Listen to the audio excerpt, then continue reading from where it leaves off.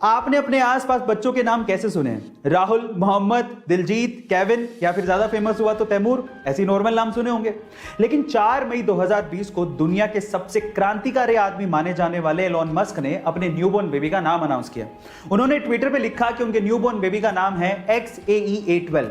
लेकिन बाद में खबर आई कि कैलिफोर्निया स्टेट ऑफ अफेयर्स ने इस नाम को रजिस्टर करने से मना कर दिया, क्योंकि इस नाम में एक नंबर है 12।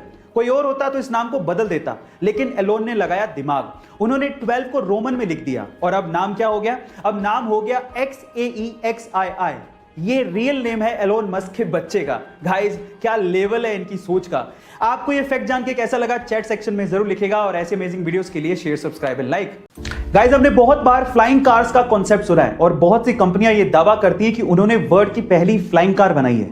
लेकिन हकीकत में इतिहास में पहली बार किसी कार ने 2 सिटीज के बीच में उड़ान भरी है। जी हां गाइस, ये कारनामा हुआ है यूरोप के स्लोवाकिया में, जहां पर BMW इंजन वाली एक कार ने वाकई में स्लोवाकिया के 2 सिटीज के एयरपोर्ट्स के बीच में उड़ान भरी और लगभग 35 मिनट हवा में रहने के बाद उन 2 सिटीज के बीच की 80 किलोमीटर की दूरी को तय किया और लैंड होने के बाद वो नॉर्मल स्पोर्ट्स कार में कन्वर्ट हो गई। इस कार को एयर कार का नाम दिया गया है और इसे स्लोवाकिया के ही डिजाइनर स्टीफन क्लेन ने डिजाइन किया है। मजे की बात यह है कि इस कार को एक्चुअली नॉर्मल पेट्रोल पंप के फ्यूल से उड़ाया गया था और चलाया भी गया था।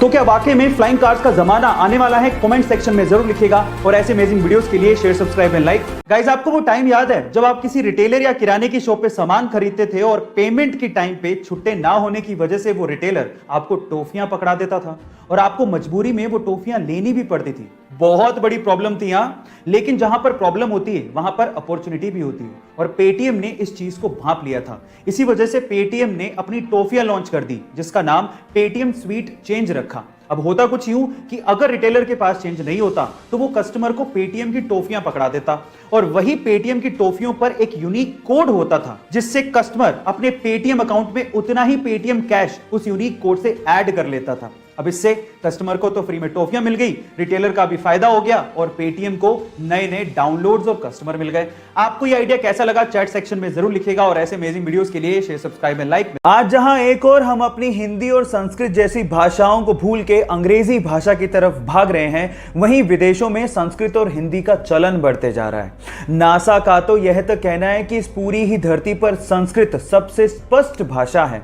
आपकी जानकारी के लिए मैं आपको बता दूं कि संस्कृत का शब्दकोश इस पूरी ही दुनिया में किसी भी भाषा से सबसे ज्यादा है। आज संस्कृत में 102 अरब 78 करोड़ 50 लाख से ज्यादा शब्द हैं।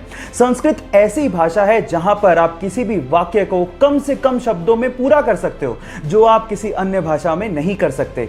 और कंप्यूटर की एल्गोरिदम के लिए भी संस्कृत को सबसे उपयुक्त भाषा माना गया है।